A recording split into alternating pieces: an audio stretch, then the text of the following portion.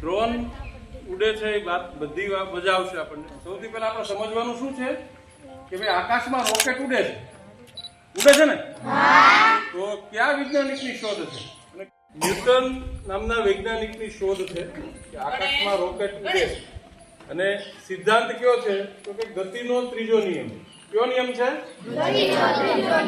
આઘાતી ને પ્રત્યાઘાતી બળ સરખા, સમાન, પરસ્પર વિરોધી.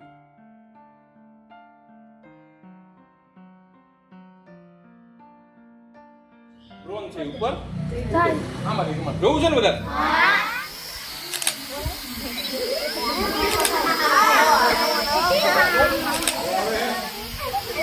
પવન નીચે આવે